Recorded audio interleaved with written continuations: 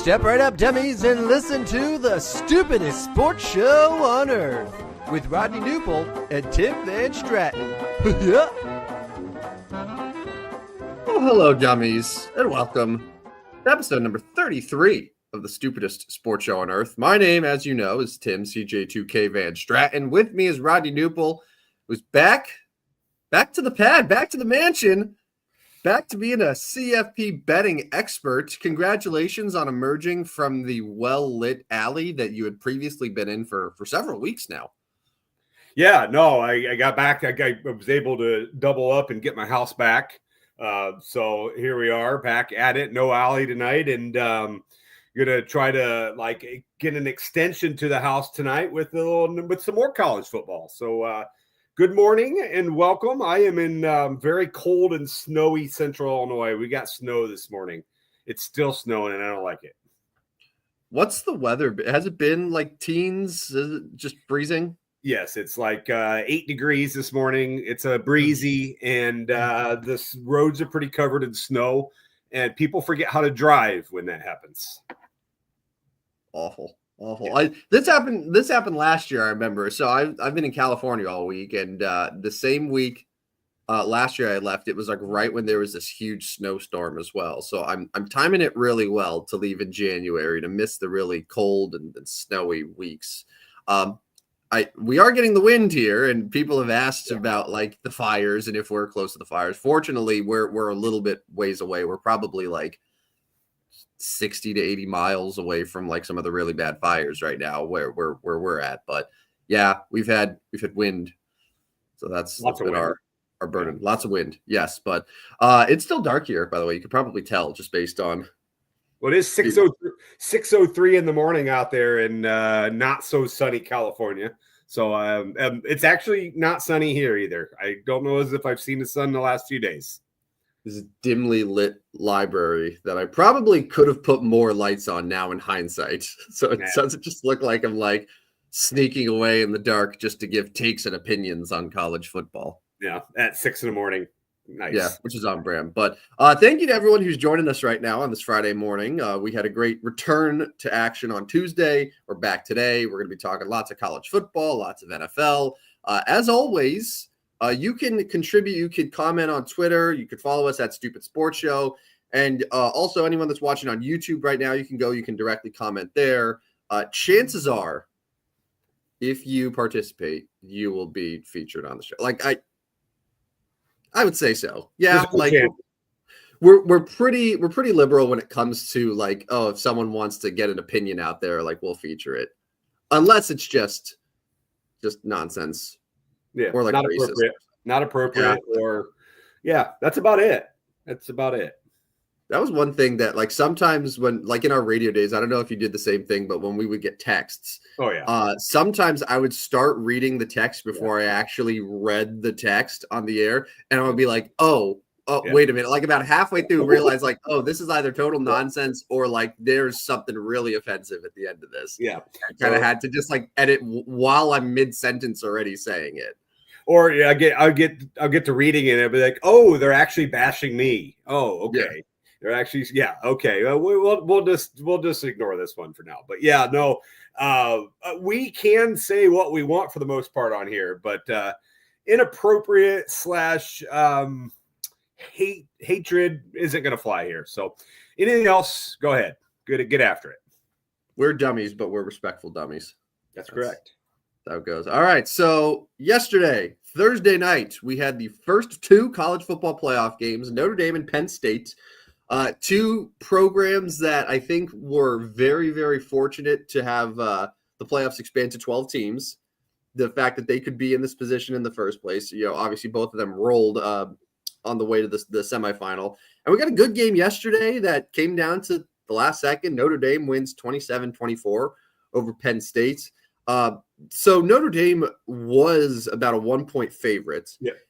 I recall shortly before kickoff that it actually flipped and Penn State became a small favorite. I don't know if you caught that or have a explanation why that happened, but I happened to see that and I thought that was interesting. But I mean, the close spread ended up reflecting how the game was. It was, Penn State got up 10-0, but then once Notre Dame was able to tie it, it was pretty much just back and forth the rest of the game. Yeah, no, I think quite a bit of money came in on Penn State. Plus, I think Notre Dame had a few illnesses, not necessarily like any of their top guys, but a few illnesses that people may have been concerned about that maybe hurt some of their depth. Obviously, they were able to overcome that. But yeah, I mean, it went anywhere from like 1.5 to 1.5 on the other side. So it wasn't huge swings. I was able to get in on Notre Dame live, down 10-0. Obviously worked out for me pretty well. Took a page out of our buddy Skeeter's book, The Live Better. He's pretty good at that. Likes to do that. Oh, yeah. Was able to get them down 10-0. I wasn't overly concerned. Now, obviously, another score after that would have really put them in danger zone. But seeing Notre Dame score right before half made me feel a little better, although it was a field goal. And then their backup quarterback actually did some pretty decent things there for a half a quarter. But the big play, obviously, Drew Aller throwing that interception, just unbelievably bad. Yeah, so Drew Aller's interesting, and I know you don't really follow too much NFL draft talk, but so last month, it's reported that Drew Aller's going to come back to Penn State. However, because he's 20 years old? He's young. Yes. So he's going to come back. But then over the last few weeks, and maybe it's because of the playoff the first 2 weeks, but I guess his stock has improved. And obviously the kid is built like the prototypical NFL quarterback. Like he's 6'5", he's 240. Like he's that size quarterback that GMs just fall in love with. So the last few weeks, there's been rumblings that he might actually reconsider and enter the draft class, a draft class where the top quarterback prospects, Cam Ward, Shedeur Sanders, are first rounders to some teams, maybe not to other teams. And like Drew Aller could realistically be QB1 for several front offices. And yesterday was a great opportunity for him to really sort of put himself on the map in that regard. And to put it lightly, I can't see him now reconsidering his decision to stay at Penn State. Like I think this was the sign where it's like, well, he's got another year and hopefully he tears it up in 2025 and then he comes out in 26. But yeah, so not ready. The crazy stat was that wide receivers for Penn State had 0 yards. Did not catch a pass in that game for the Nittany Lions. All their passes came to running backs or their big tight end, who's a good player. Their tight end is actually a very good player, and it's great to get him the ball. But, yeah, if you can't get the ball downfield to receivers, and then the decision-making of that last one, he says he tried to kind of throw it at his receivers' feet so only his receivers could catch it, but it wasn't really even close to that. It was more to the hands of the other team. And, yeah, that was a really, really – obviously a costly play, but a play where it's like, whoa, yeah, this dude's not ready. Okay, so yes, the throw was very bad and very poorly timed, to put it lightly. Yes. We talk a lot about James Franklin and coaching and all of that. So Penn State gets the ball back less than a minute. The entire game, their offensive game plan is run the ball. I mean, Singleton got 15 carries. Allen got 19 carries. I mean, they were running the ball. That's how they were exposing Notre Dame. But so then there's less than a minute left. It's a tie game. You can't afford to have any turnovers. And now we're going to have your quarterback, who's been pretty shaky all game, make aggressive throws down the field. And like, this is the result. Like, I'm shocked that they weren't content with just like taking it to overtime. You can run the ball as much as you need to. There's no clock you have to worry about. And just continue to ground and pound at them. And it was such a departure from what's been working for them up until that point. So, like, I look at that and I say, well, yeah, the throw is bad, but also, James Franklin, what are you doing here? Yeah, the narrative of him not winning big games did not help last night. That did not help his cause. But, yeah, no, I'm with you. You're not passing very well, and now you're trying to push it down the field in obviously wrong territory. Like, okay, if that ball's at midfield and he throws it 20 yards to the 30 or 25 and he throws an interception, okay, not a death penalty, that probably not going to cost them, because Notre Dame wasn't driving down the field quickly either. But you literally gave them the ball at like the 40-yard line. All they needed to do is essentially get a first down, maybe a first down and a half, 15 yards.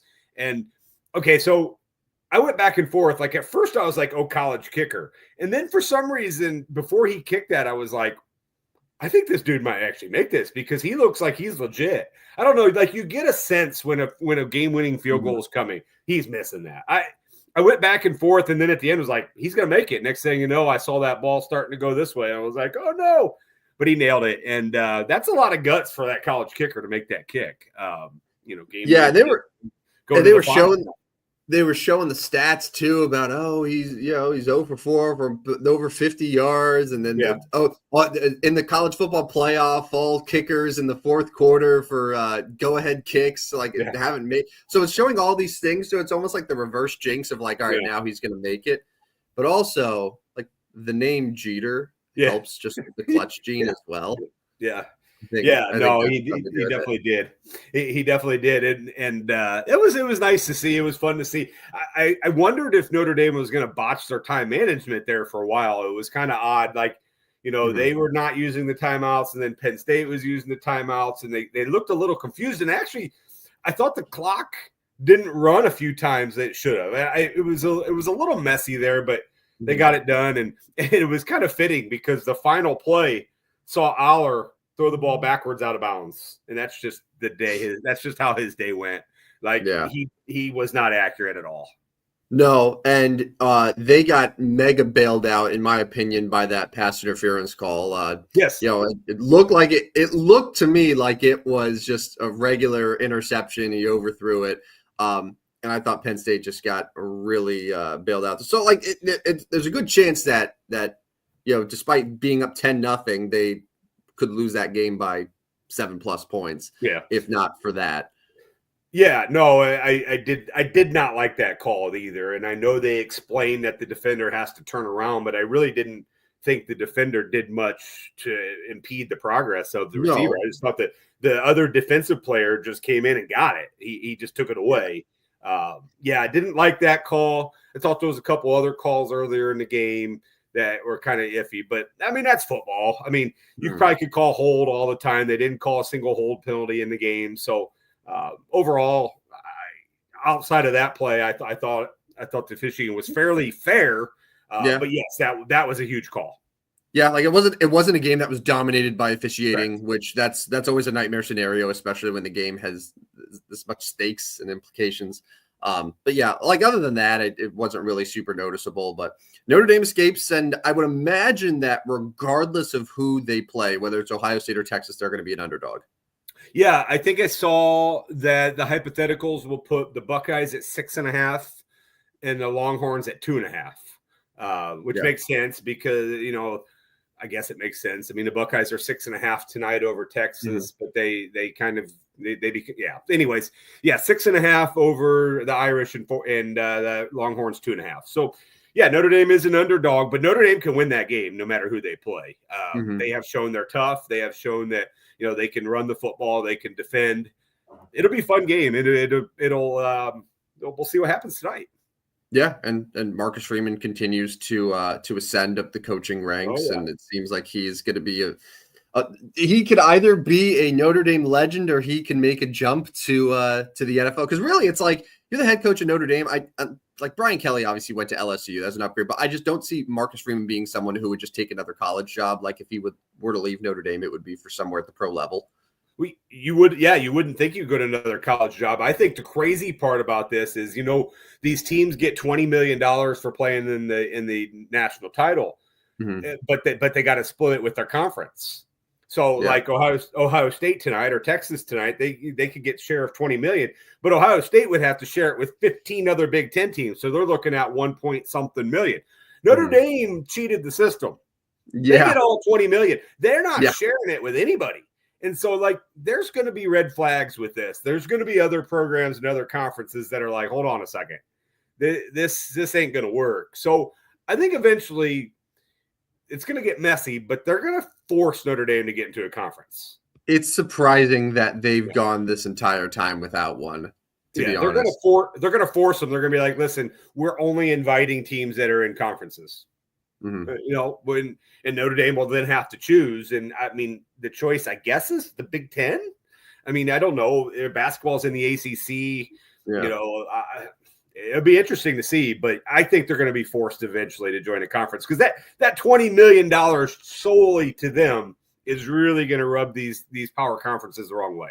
Yeah, and in the age where you can, players can make money, like it's one thing when it was in the old days, but like now when the players actually see the real benefit of that in their bank accounts, like then it's a different story. Yeah, that was my point when we talked about Marcus Freeman. Why would he want to leave Notre Dame? I mean, he's literally now granted $20 million, which I know is not going to go straight to him, or it probably won't even go straight to his program. It'll go other places, which it should. But like, why? Why do I need to go somewhere else? Now the Bears or somebody starts calling. Okay, now maybe I'm interested. And one thing I saw yesterday. So what about and I know we're going way off topic here, but what if Mike Tomlin decided he wanted to leave the Steelers, and then the Steelers said, "Hey, Marcus Freeman, we're kind of interested in you."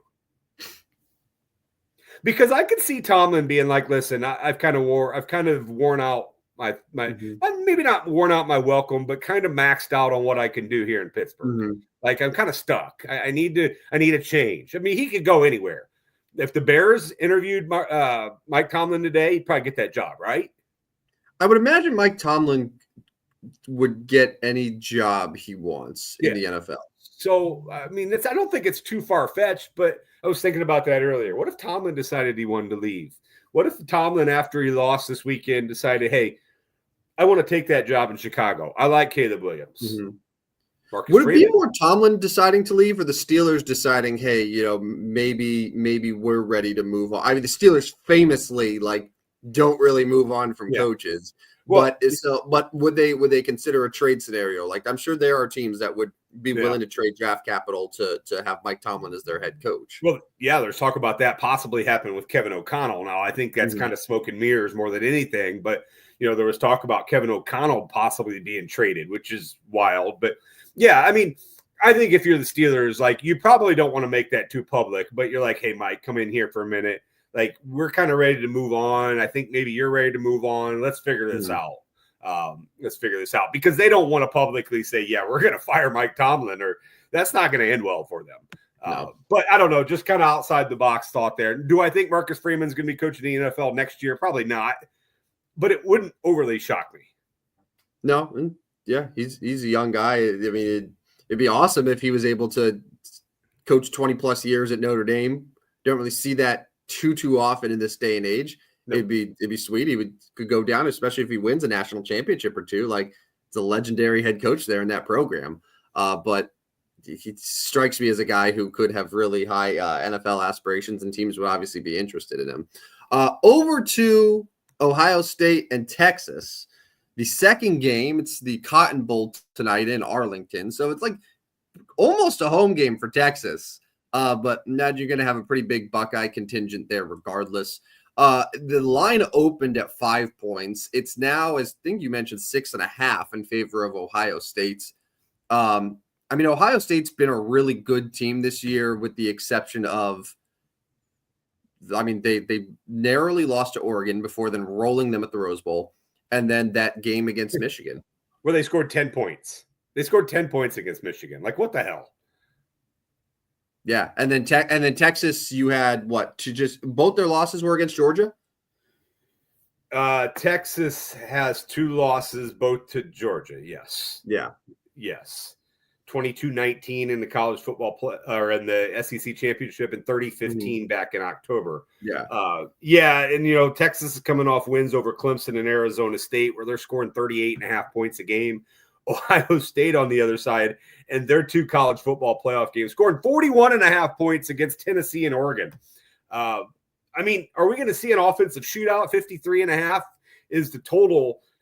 In college, that doesn't seem that high. If it's 53.5 and it's the National Football League, you're like, okay, that's a pretty big number. But I just don't look at that as a big number in college, because I guess we see more 2 and 3 play drives, 60-yard chunk, 20-yard touchdown. Yeah. So the game yesterday ended at 51. It wasn't that high scoring of a game. No, at no point was I watching that and thinking, man, this is a shootout. It was a 10-3 game at halftime. And yes, second half, but like even second half, it was just run the ball, get some big plays. Oh, so penalty here, and they were just able to make the score a little bit higher. What was the over under yesterday? It was the over hit. Yeah, it was in the 40. It was in mid 40, like Yeah. 45 and a half. Yeah, which was crazy because all of the experts were saying take the under. It didn't hit. But I mean, okay, so 30-24 today, which is around. So that's kind of the projection, right? So it's 53 and a half. Ohio State's about 6.5 point favorite. So it's like 30-24. Seems very reasonable, given sort of how these teams have been operating the last few weeks. Now, Ohio State is the number one scoring defense in the country. They're only giving up 12 points a game. 12. That's not very many. But Texas is a good offensive team. I mean, they can run the football. Quinn Ewers is going to throw the ball down the field. If he struggles, you will see Arch. But I would be surprised if Texas didn't get to 20. And I like Ohio State a lot in this game. So if you get to 20, that means the Buckeyes got to get 30 plus, and I think they certainly can do that. I don't know as if Texas is that great of a defensive team. I know their numbers probably show they're giving up 14 and a half, so that's not very many. I'm still leaning the over. I think that's kind of both our point here is that doesn't seem like that enough points. I'm looking at like a 38-30 or 38-28 type game for me. So I'm leaning over in this one.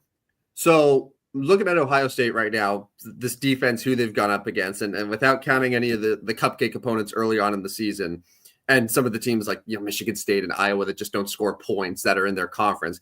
So their best opponents that they faced and the number of points they gave up. So that first game against Oregon in Eugene was 32-31. Yeah. By far and away the most points they've given up this year because they only allowed 13 against Penn State. They only allowed 15 against Indiana, that was when Indiana was ranked 5th in the country. Correct.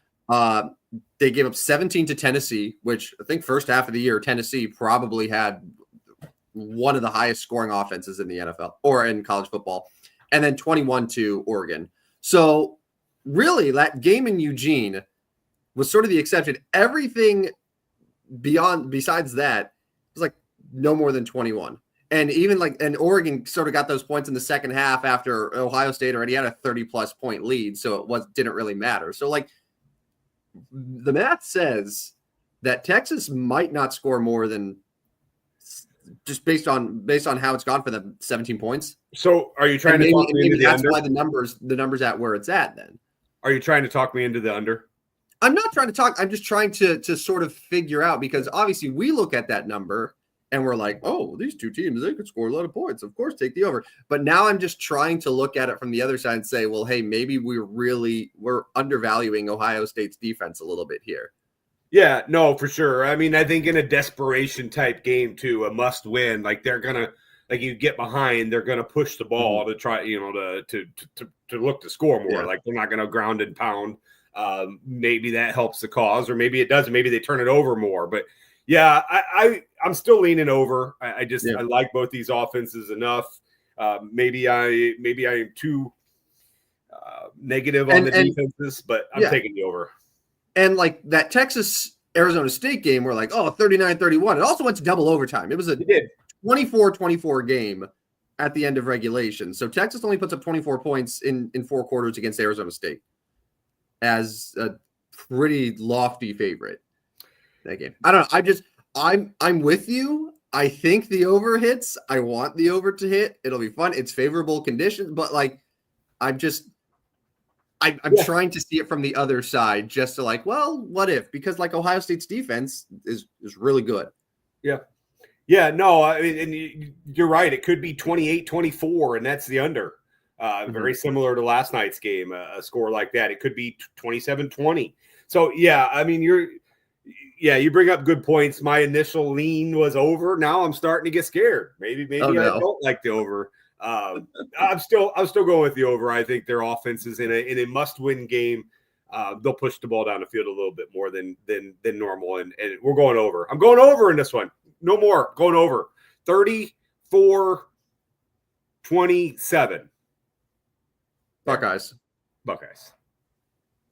I like it. It would be a game that benefits from overtime for sure. Yeah, I mean, yeah. I like that a lot. Yeah, I mean, we would all love overtime because we had a really good game last night. If we get another really good game today, now we go into 3 straight days of NFL playoffs. Yeah, we're off to a good start for the weekend. Is this the best 5 straight day stretch of football that we've had? Because we've never had a college football 12-team playoff. So like the semifinal here, semifinal there, and then 3 straight days of NFL playoffs. Like we've never had something like this before. No? Yeah, I mean the Thanksgiving 5 days was fine, but that Thursday night the Thanksgiving games weren't all that good, and then the Black Friday game in Brazil was midday, and the college football those are regular season games. Yeah, they were just okay games. So that was a stretch of 5, but as far as the best, 100%, because we haven't had this before, and last night was a great start. Like I said, I mean, I don't know what else you could ask unless you're a Penn State fan of last night's game. I mean, you had a game that went all the way down to the wire. You had kind of back and forth. You had the narratives are kind of all hit. You know, the quarterback play might be shaky. The head coaching side on one shaky. But like, what do we think of Marcus Freeman? Like, he's steady and he always gets his guys ready to play. They weren't necessarily ready at the beginning, but you knew the second half was going to be a little different. And I think it hit every storyline we wanted last night. So if we can do that again, that would be awesome. I'm hoping for it. I'm hoping that we get another close game and that we can, and with whoever's in the national championship gives us a fun one. And week from Monday, the 20th. Yes. So it's 10 days from today. So it'll be here before we know it. Rodney. Yes. Shall we talk some NFL? Yeah. What do we got? Five games? That was six games. Yeah. 6 games. 6 games. 3, 2, and 1. No. Okay. 2, 3, and 1. So real quick before we kind of just give our sort of quick preview and hits on each of these games. So my dad was asking about this yesterday because the Vikings-Rams announced that they're moving from LA to Arizona. Yes.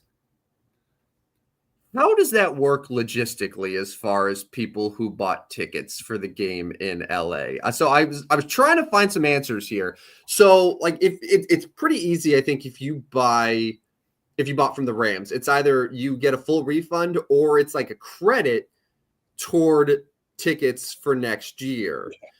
Because it's different stadiums, so they can't just be like, oh, you were in section 210 at SoFi, seat this, so we're going to give you that exact same seat in Arizona. They can't do that. They're not doing that. So like, obviously it changes a lot of different plans there, but like if you bought from the secondary market as well, are you shit out of luck? Is that it? What are the sort of the contingencies there? Because people don't really talk about that too much. They're just like, okay, yeah, the game moved, but it's like, it's another state. It's a big move here. So I think like StubHub, you would get refunded on the tickets because it didn't happen. There probably is a policy that you could transfer that over, but actually probably what they're going to do is they're probably going to cancel your sale in LA and give you credit to buy in Arizona. But another thing is, so like and I don't know how early Minnesota fans or even Rams fans that flew out there got, probably not very with what was going on there in Los Angeles, but like it's $600 to fly round trip from LA to Arizona. $600 for you and I to fly is like, holy, but I mean, I know there's some people that are like, okay, that's not that big a deal, but that's not easy. That's not cheap. Now you got to find those flights. Are flights flying out of LA very easily? I mean, I guess, yes, but like, yeah, the logistics of this is not great, but like, it's hard to go, and we're not really complaining because it doesn't necessarily affect us, but it's hard to get too worked up and complain about this when we know what's actually going on. Like, we probably should get this game out of LA.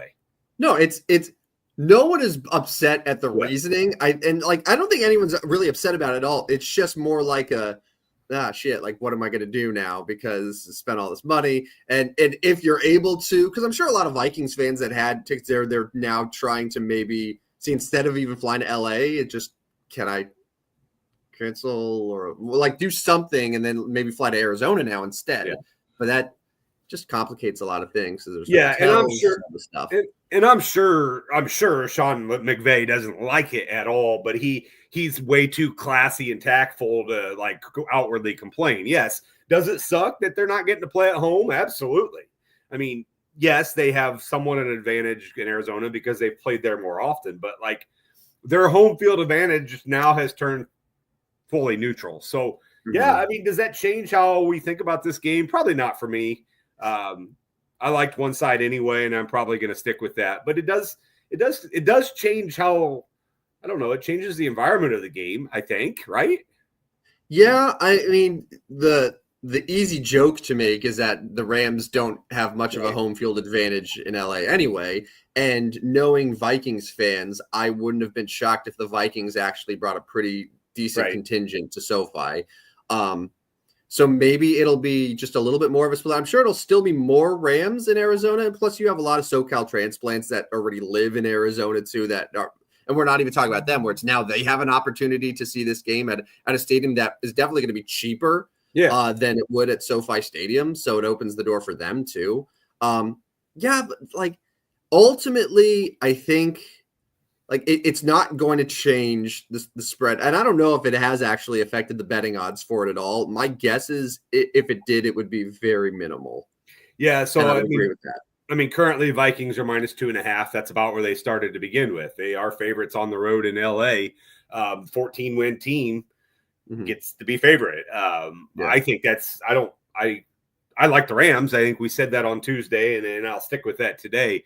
I just think we saw kind of what's coming for Minnesota, and it's going to be a real bumpy landing here on what was a great season. I mean, if they lose this game, they end up 14-4. That's a great season, but I think you're going to get a sour taste in your mouth when this one's over, Minnesota, because the landing week 18 playoff game going to be very ugly. So, it's still 2.5, but I like the Rams straight up here at +125 on the money line.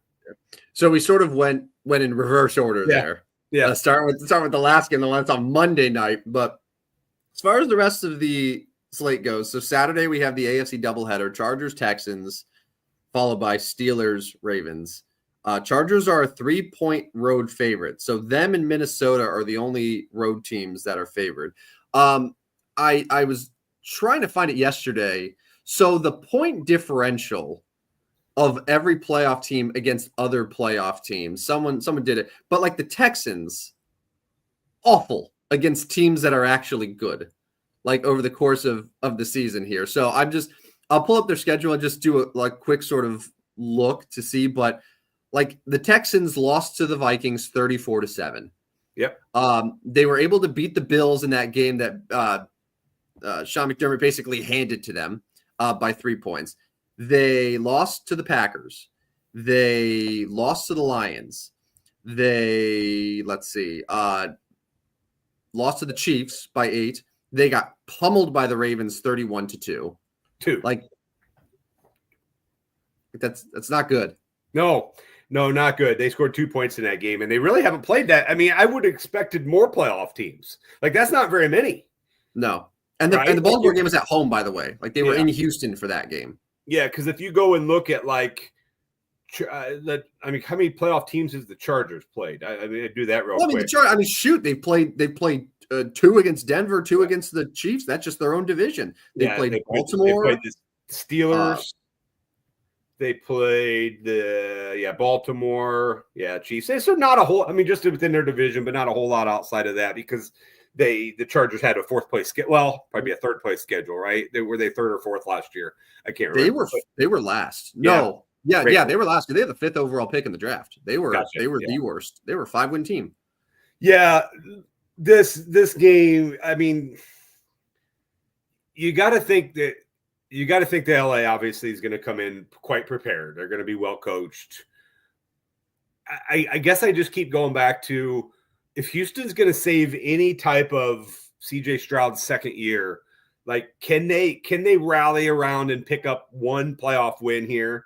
And I mean, the Chargers are good, and the Chargers have had a great season, but like they're not unbeatable. So like I just keep that's why I've been shying away from betting on this game because I like the Chargers, but I just have this thought in my head, like Houston, DeMeco Ryan, I don't know what kind of coach he is, to be quite honest with you. CJ Stroud, like we know he can be good. What's wrong with him? But can he rally for one game? Can he get the ball to Nico Collins? Can he give the ball to Joe Mixon and say, let's win this game? And that has me concerned. I don't that's not my concern with Russell Wilson. They're going to lose. That's not necessarily my concern with Bo Nix. I think he's been good. They're going to lose. Mm-hmm. But this one just keeps sticking with me that I think CJ Stroud still could find one magic game here and then get blown out by the Chiefs. It's the over-under is 42.5 points. That's pretty low. It seems low. It's low, but what it shows is that it's a sign that maybe the expectation, according to odds makers, is that it's going to be a game that's dominated more by defense, and that clearly plays into the hands of the Chargers. Yeah. The Chargers have a top 5 defense in the NFL, particularly in the first half. A reason why they've been so successful this year is because, like, right from the jump, they don't let an offense get going. And the overwhelming majority of their games are going into halftime without giving up more than 8 points. Yeah. So, like, that to me is just, that's going to be the recipe again. That's going to be the game plan. And unless Houston can get some big plays with with Nico Collins, if they're able to unleash Joe Mixon and he's able to pull off a couple big runs, like, I think it's just going to be the same sort of formula that we've seen for a lot of Chargers games this year. And it's going to be a low scoring game that the Chargers are going to win.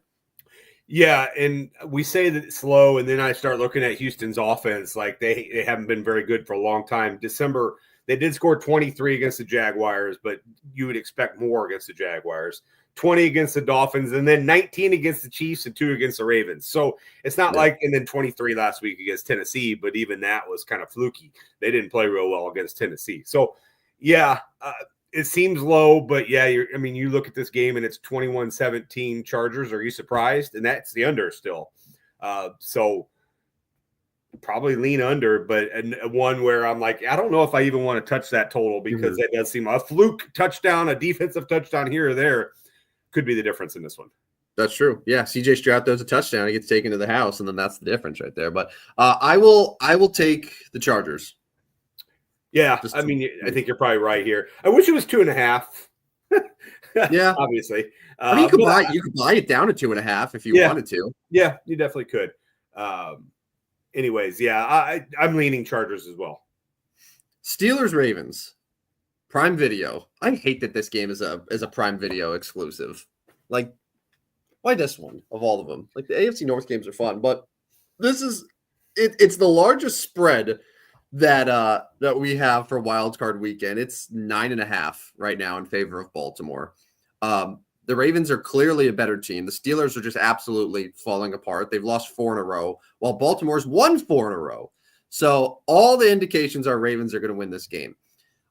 Is there any part of you, though, that's thinking to all of those AFC North games that just end up being real close, and you're like, I don't know if this is the time to just say Baltimore is going to run away with it? Or is there such a big difference in talent and momentum right now that you're just like, Ravens are going to roll?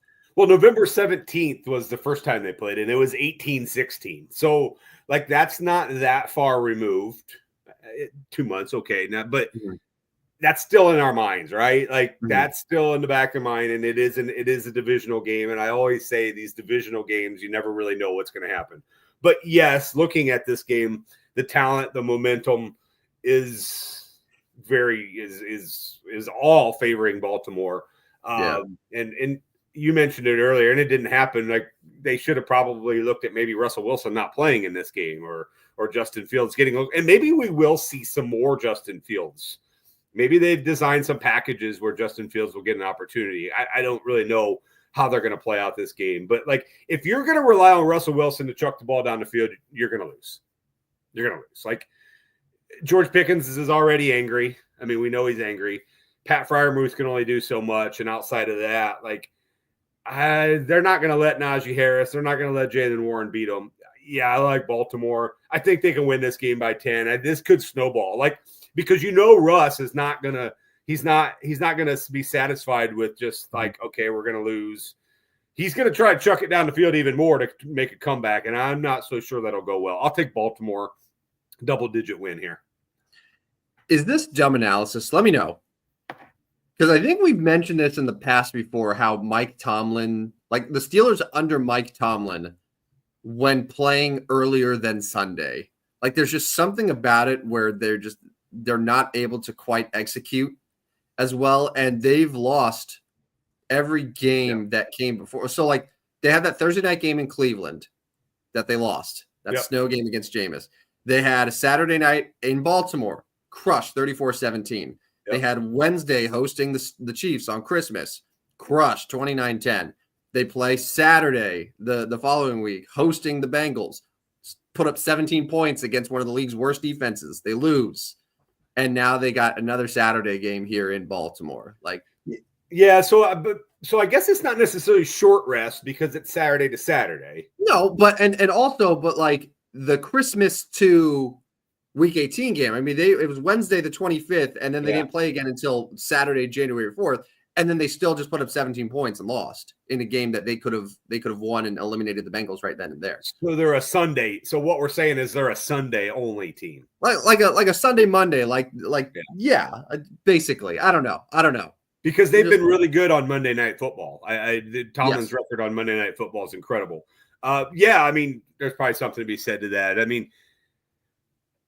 I don't know at this point in the season, the way both teams are playing, I'm not sure if this is played on Saturday, Sunday, or Monday. I don't think the Steelers beat the Ravens right now, and I don't think Lamar Jackson and Derrick Henry let that happen. Regardless, so I will take the Ravens. I hate the 9.5 in a divisional game like this, but I think it's where you just bite your tongue and say, "Okay, Ravens, let's do this." Like 34-14. I would love that because then they would easily cover. Essentially a carbon copy of the game in Baltimore a few weeks ago, which ended with 34-17. Yeah, that would work. I just don't know how Pittsburgh, they're going to have to slow this game down. They're going to have to defend because they're not going to compete in a shootout with Baltimore. It's not going to happen. Now Zay Flowers is out. Yes, that's a big deal. But like Mark Andrews and Isaiah Likely, like you're going to put both those guys on the field at the same time, right? Like I think you have to. You got Flowers, you got Likely, you got Andrews, and then now we'll just run the ball with Derrick Henry, and those two guys will help block. I still like Baltimore.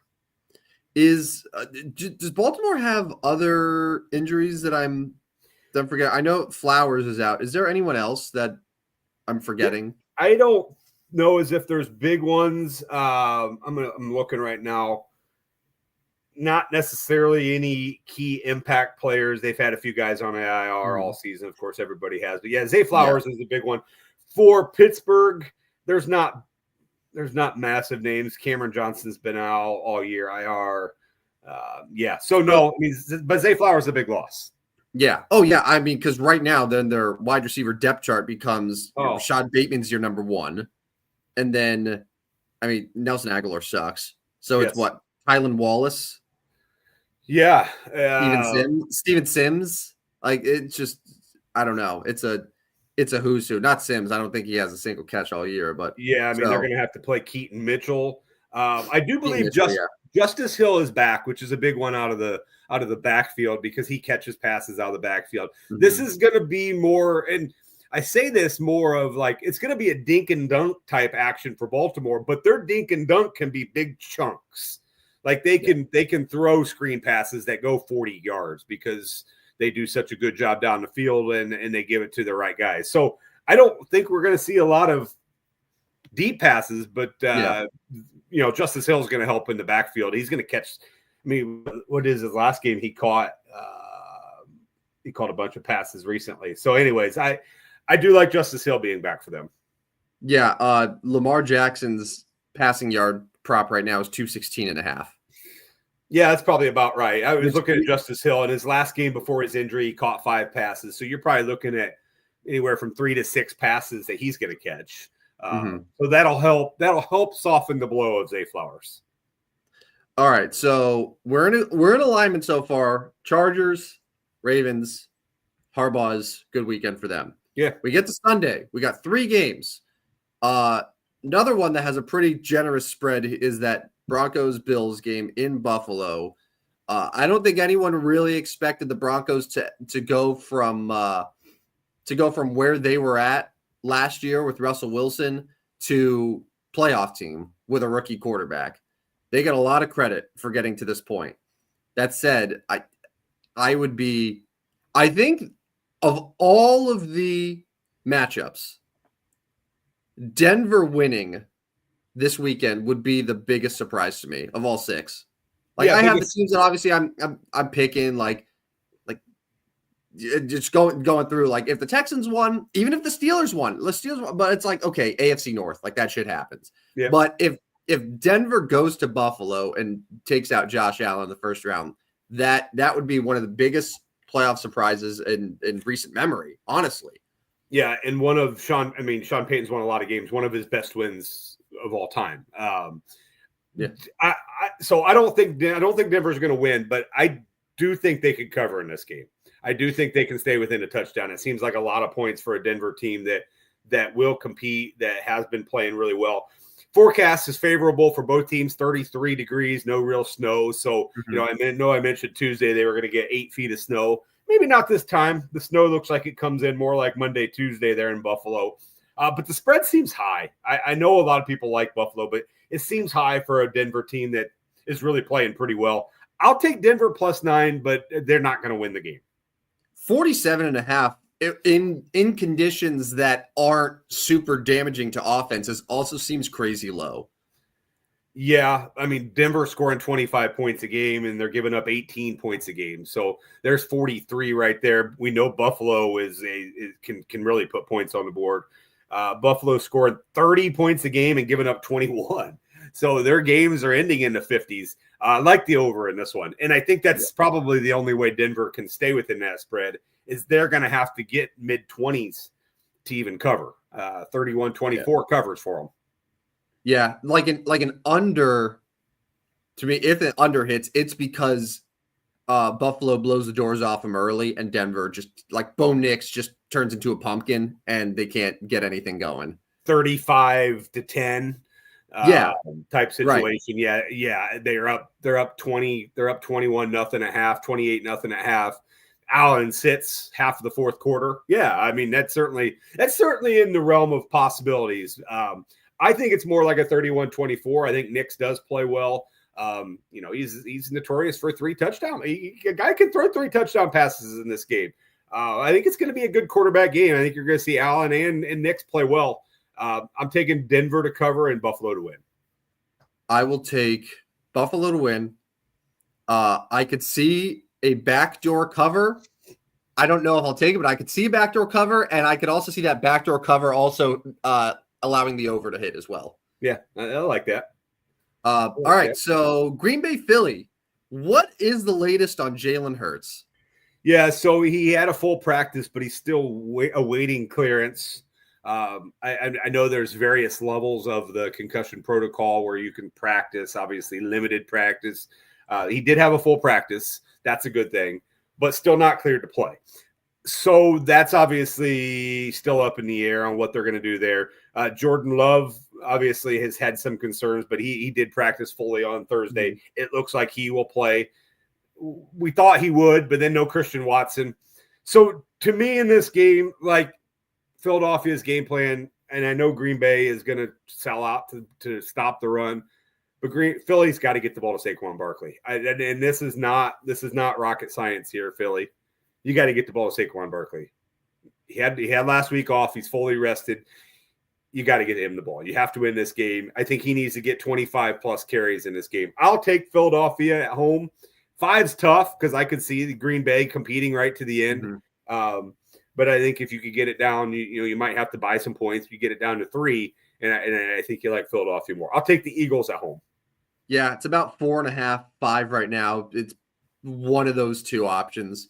I mean, if Hurts plays that, I'm sure if the word comes in between now and kickoff that he's cleared, he's off the protocol, he's good to go, that spread will probably jump up to, do you think it even gets up to 6? Or do you think maybe 5.5?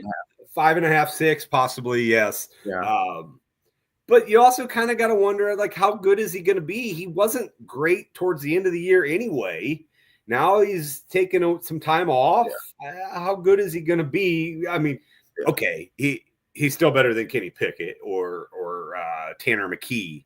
So they need him playing, but I don't know, like, how great is he going to be? So I would be careful betting that number because I think, we know Matt LaFleur's team can be very, very scrappy and compete in this game.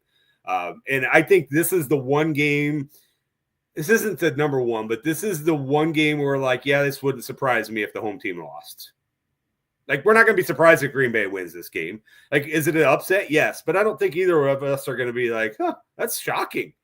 It's going to be more like, Eagles did it again. They lost. Yeah, I mean, the Eagles last year against Tampa Bay. It was a game that I think they were, I don't remember if they were favored by maybe a point or two in Tampa or it was real close, but I mean, they got the doors blown off of them. Yeah, now they came into that one playing very poorly. So. Yeah, no, they were limping for sure. But also this, let me know if this is considered like reckless here. But Jalen Hurts, a couple weeks of dealing with concussion symptoms, even if he plays, like, is it going to be the smartest idea to have that tush push and just to have him ram first, like, into like 11 guys that are all trying to kill him? Does it matter? Does it matter to anybody? No. Yeah, like it just their normal offense. Like, the reason that the Eagles are able to have these long sustained drives is because anytime it's a yard or less on a fourth down, they could just use him as a battering ram and they just move them, and then the drive extends. Like, their time of possession this year, I'm sure, between with that and also with Saquon, it's got to be like the highest in the NFL. Yeah, you would say their average drive length. But I wonder if that changes at all, just given his sort of situation. But I don't know. I mean, if he obviously can only play if he clears the protocol, right? So you would assume that he's good to go. But I don't know. Yeah, I'm gonna guess their game plan does not change. It's 4th and 1, and we know what's coming. We're pre-calling that. Yeah. It's how many touchdowns would Saquon have if he didn't have Jalen Hurts as his quarterback? I mean, it would be a season that rivaled LaDainian Tomlinson, like in his prime. Yeah, for sure. I mean, you'd have a bunch, and I mean, we knew that coming in, and that's where, like, some of the concern fantasy wise was like, okay, Saquon's going to be good, but like, how limited is he going to be touchdown wise? I mean, I think if you drafted Saquon, you're pretty happy. You're pretty happy with the season he had. Commanders Bucks is the Sunday night game. So I'm a little surprised that was the Sunday night game one, but I'm super happy for it. I mentioned on Tuesday has the makings of the game that, even though on paper it seems kind of it could be like the shootout and the game of the weekend that really is, because it's a fun rookie quarterback in Washington. It's a team that's won its last 5 versus Baker Mayfield in the Bucks. And Baker Mayfield right now, he's not the best quarterback in the NFL, but there's a conversation of him being the most entertaining quarterback in the NFL when he's got it all dialed in, and just watching the Bucks is super fun. They've won 4 of their last 5. So they're a 3-point favorite at home. This is a 50.5 point over-under right now. This, I think, will be close, and I'd probably stay away from the spread, but I'm rolling with Baker again. Yeah. So I give this game credit that both teams went through quite a bit this season, and here they are in the playoffs. I mean, because we remember when Godwin and Evans got hurt basically in the same game. Yeah. I mean, many of us were like, Atlanta. Gotta love Atlanta. Tampa. It was done. I mean, Tampa Bay at a point were they like 3-6? They were dead. Like, they were dead about halfway through the year. Yeah, I mean, with Godwin and Evans both going out, they've done a lot to get back in it. Bucky Irving's helped them a lot. I'm taking Tampa at home. Great season for Washington, giving them all their kudos now. I just think you see a more veteran Tampa team win this one at home. Yeah, so Tampa Bay, they started 2-0. Then they fell. They were 4-6 going into their bye week. So the week 11 bye week, they were 4-6. They finished 10-7. Yeah. So that's 6-1 since the bye week. Yeah, a little bit of a soft schedule for both these teams late in the year. Yes. Well, yeah. The biggest win for Tampa in that stretch was the blowout at the Chargers, which was mega impressive. And then they lost that game at Dallas, which was Monday night, right? Yeah. Tampa got both their Atlanta wins early in the year, which I don't know if it would have mattered when they played Atlanta. I mean, I would have liked to have seen Tampa play against Atlanta with Penix under center to see kind of how that would have gone. And so I'm not discrediting either of these teams, and I'm not a big Todd Bowles as a head coach fan. I don't know. Maybe I like to see some emotion out of my head coach instead of none. But you got to give him credit. He continues to do a good job getting at Tampa. And they've won the division 3 straight years, right? And that's maybe 4 actually. But it doesn't matter what division you're in the National Football League. That's impressive to continue to win your division. It takes some work to get that done. Yeah. By the way, Tampa, that 4-game losing streak that they went on week 7 through 10 points to Baltimore. That was that Monday night game, that ridiculous one where we reference Evans and Godwin get hurt. Yeah. The Falcons, they lose by 5 points the next week. Then they get the Chiefs. I was at Kansas City. That's when they lost in overtime. So they took Kansas City to overtime. And then they lost to San Francisco by 3 the following week. So, I mean, Ravens, Falcons, Chiefs, 49ers, all basically like a possession. Yeah. By a possession. And we also forget that when this team started 3-1, those 3 wins, they crushed the Eagles. Yep. They beat the Lions in Detroit. Yep.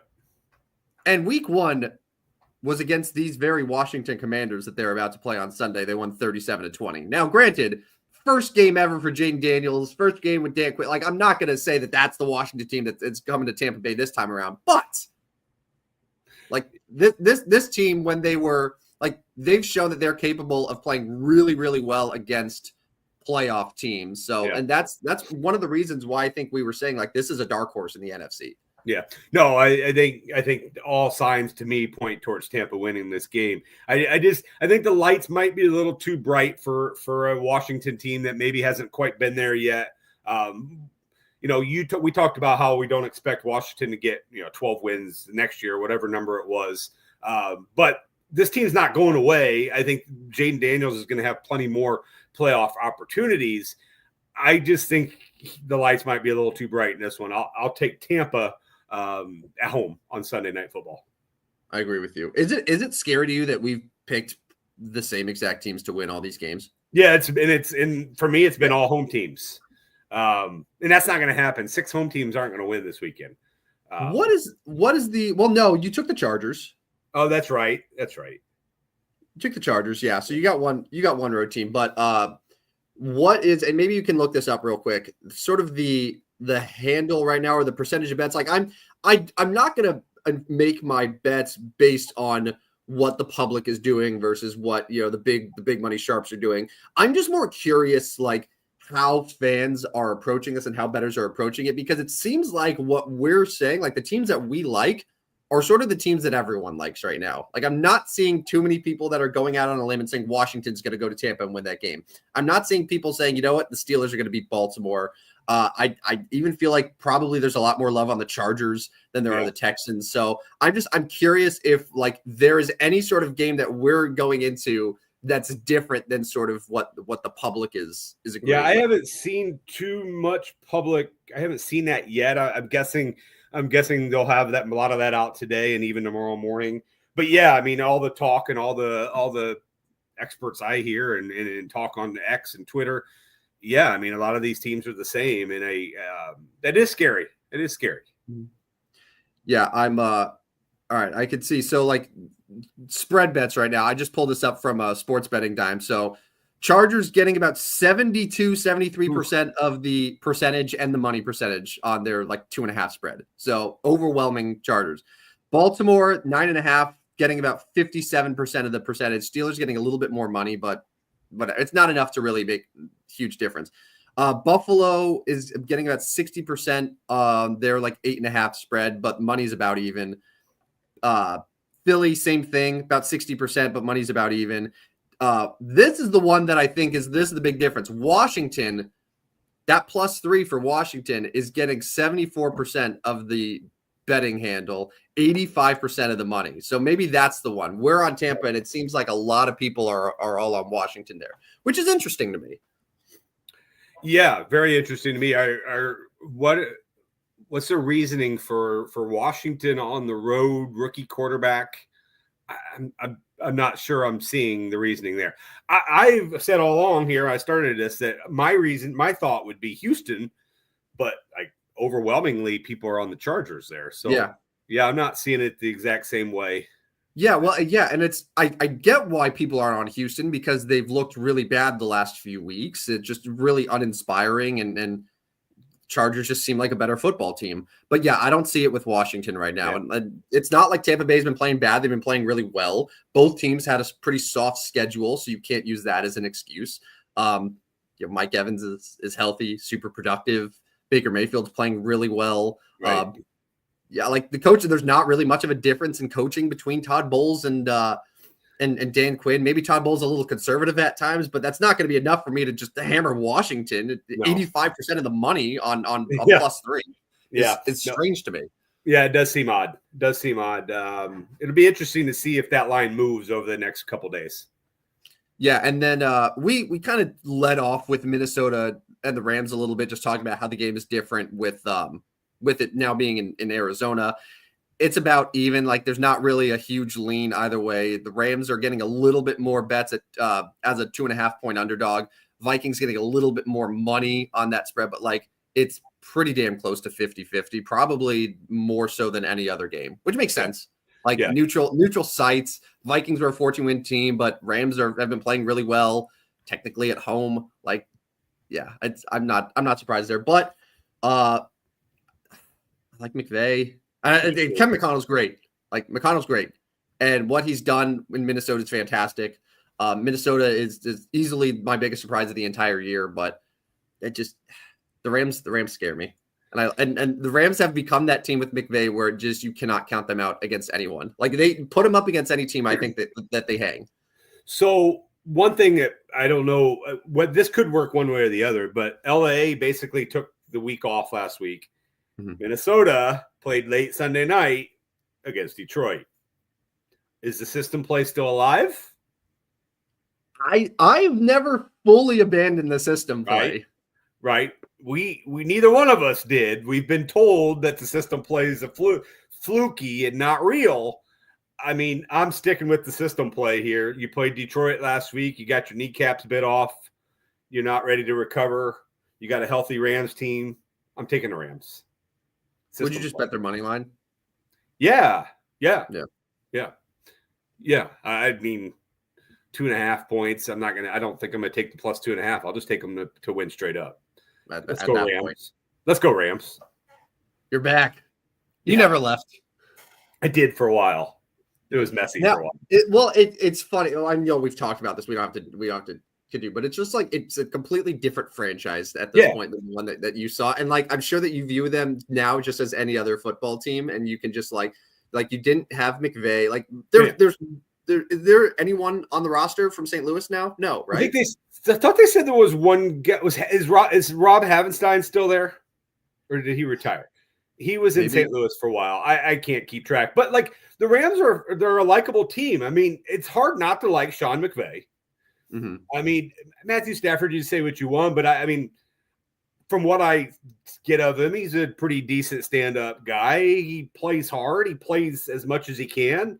He does fine. I mean, Cooper Kupp, Puka Nacua both have great stories. Kyron Williams is a fun running back to watch. Jared Verse on defense is one of those guys where he's going to be a superstar, if not already. So, they're fun to watch. And they didn't have any of those guys, any type of fun to watch. Their best guys when I was in St. Louis was Tavon Austin and Chris Gibbons. Oh, how quickly you forget Todd Gurley. Come on, man. Well, I love Todd Gurley, and he was their star. But, Todd Gurley couldn't do much without an offensive line, and he had Sam Bradford, overhyped Sam Bradford. He had Case Keenum. Nick Foles. Who won a Super Bowl. But, so – not a great last few years in St. Louis. So it was ugly for a while until really kind of until SoFi came in, and it's like, oh yeah, that's a new franchise. Like that's a new franchise. Like that's not even remotely close. Now, Les Snead is still there, and some of those guys in the back rooms that did all the Stan Kroenke did the garbage to get them to LA are still there. But like, I can't hate the team. I just can't hate the team. In fact, they're one of my favorites to watch. So go Rams on Monday night. Like you can hate their leadership, Kroenke and Les Snead, but like, what do you have against the players? Like, it's a likable team. It's a likable coach. Yeah. And yes, you're right on Rob Havenstein, by the way. So after Aaron Donald retired, Havenstein's now the last remaining Rams player from the franchise's time in St. Louis that's still with the team. And he was only in St. Louis 1 year because he was a rookie in 2015. Right, but he's the last remaining. So you said it there. Like I can hate the leaders. It's kind of like our country. I can hate our leaders. I can hate our government, but I love our country. There. Wow, way to go woke there at the end. I mean, I didn't say what leaders I disliked or liked. We all know. We all know. You can hate your leaders and love your country. It's too late for that. You're in it now, buddy. By the way, I did love the conversation between Barack Obama and Donald Trump yesterday. I do got to say that. That seemed very wholesome, and I'm glad they're friends. Yeah, me too. It's very, very assuring. Yep. Everyone seems on the right track. Get along great. Yep. The deep state is over. People not talking to each other on holidays now because of politics, but meanwhile they can go and they can yuck it up at a funeral. Yeah. There we go. All right. Best 33s in sports to wrap up the show here. I don't know if you have already made your venture to ranker.com to see the best 33s. I mean, the only one that comes to mind for 33 for me is Kareem Abdul-Jabbar. That is the number 33, but I'm very open to hearing whoever else because I'm sure that there's plenty. Like, it's a great, like, in these early 30s, you get a lot of NBA, you get a lot of like NFL running backs, probably some baseball as well. So I'm very interested to see if there's more 33s I'm forgetting besides. Yes, because you're not a true Midwest guy. Let's go Larry Bird. Yeah. I like, it's so fun. Like I don't even think of a number with Larry Bird at all. I don't know what it is. I just see his mustache. Like that's it. I see nothing. And his shorts, his very short shorts. I don't even see a number with him. I mean, Shaq spent some time as 33. We've discussed Shaq before on this one. Yeah. And just this whole range. Another big one, Scottie Pippen was 33. Yeah. So obviously very good. Baseball wise, we could go Frank Robinson, 33. Yeah, that's a good one. You can go back to the NBA with Patrick Ewing was 33. So big 33 NBA. In the National Hockey League, let's go with Patrick Roy. Patrick Roy. Yeah. Patrick Roy. 33. Yeah, and again, goalie numbers. Yeah. Don't even think about them. Yeah, so NFL, you could go guys like Tony Dorsett was 33. Roger Craig was 33. Back to basketball, Alonzo Mourning was 33. I'm kind of Grant Hill. Grant Hill. I was just gonna say Grant Hill. I think was 33. Yeah, so it's an NBA number. Like NBA is gonna take 33 easily. Yeah, back to Major League Baseball. One more here. Well, two more. Mike Piazza and Larry Walker were both 33. Was Piazza 33 for the Mets too? Yes. No, I thought Piazza was. I thought he was 31 with the Mets. Maybe I'm making that up. He changed. Maybe. Yeah. I see. All right. I look up Piazza. So Piazza was 31 with the Dodgers and with the Mets. So, which is like the two teams I associate. So maybe he was 33 somewhere like later in his career because he kind of bounced around. He was with San Diego randomly. He was with I think the A's at a point. This is like right at the very end of his career. Okay. We'll disregard Mike Piazza. He's not part of the 33 club. But Larry Walker was now. Larry Walker was definitely 33. Larry Walker's a good one. And they probably both in St. Louis and Colorado, no? Yeah, yes. Now 58 years old, Larry Walker. Is that right? That's right. 58 years Does that make you feel old? Like, it makes me feel very old. It does. I loved Larry Walker's time with the St. Louis Cardinals. Larry Walker, 5-time All-Star, won the MVP in 1997. So really good player, kind of underrated. Probably an underrated player. Was he Was he on the 06 team? I know he was 04, that World Series, that like team that made the World Series, but I don't know if he was 06. Yeah. I want to say yes. I'm blanking here, 15 years ago. But yeah, very good. Rodney, that was like close to 20 years ago. Yeah, that's a long time ago. Yeah, a lot of things happened between now and then. So, but regardless, Larry Walker, very good baseball player. I can't wait because we all right. So we did this show like right at the start of football season. Yes. So we've had tons of things to talk about. I cannot wait when this show is getting going in like June, July. Yeah. And it is just going to be this for a full hour every show. It's just going to be like, oh, hey, so who is it on the 06 Cardinals? And we just name baseball players for an hour. And I can tell you this, it is going to be my favorite shows that we do. Yeah, because, I mean, basically from the Super Bowl until April, it's going to be NFL draft talk. So maybe after the NFL. Sorry in advance. Yeah. Yeah, I know. So after the NFL draft, we can start getting into that random stuff. Yeah, you're probably right. June, July, but we get mid-July, and we're going to have to start talking NFL training camp. So, that's true. Yeah, man, I'm in it. I'm in it for the long haul. Tuesdays, 9 p.m. Central. Fridays, 8 a.m. Central. We thank everybody for listening. Yeah, lots of baseball, like current baseball. But if both of our teams are really bad, and it just which is possible, likely, it's likely. It's going to be a lot of just like, hey, you remember like Kevin Kuzminoff, and then we're just going to do that for an hour. Yeah, it's not going to be a pretty spring and summer for our teams. At least the Dodgers are going to be good. So. They are going to be pretty good. I heard they've got a few players. Well, I'm rooting for them to get all the players. They could use all the help they can get. It's good for the game. All right. Let's get out of here. Enjoy your Fridays, people. Reminder that you can listen to anything you missed this episode, or if you want to go back and listen to us from like October because you just need a fix. It's all there. Spotify, Apple, iHeart. Give us a follow as well on Twitter at Stupid Sports Show. No W. Very important. If you type it in with the W, you will not find anything. Maybe you will, but it won't be us. Nope. Yeah, and that pretty much covers it. Good luck to you, Rodney, with this weekend, by the way. I hope you're able to continue your success and that I don't see you Tuesday in an alley again.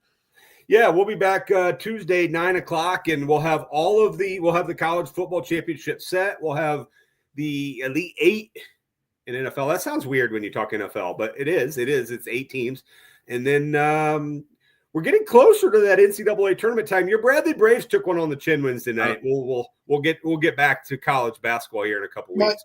My comment is no comment. Yeah, not a great loss.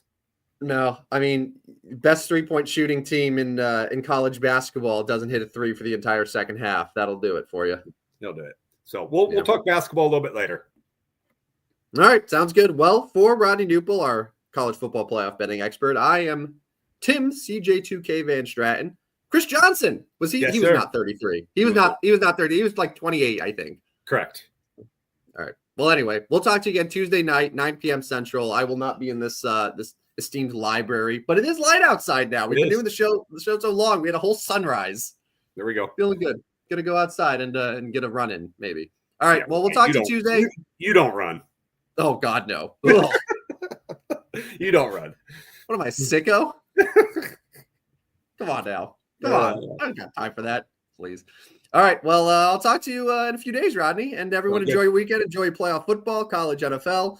This has been episode 33 of the Stupidest Sports Show on Earth. See you guys. See ya. Step right up, dummies, and listen to the Stupidest Sports Show on Earth with Rodney Newpel and Tim Van Stratton.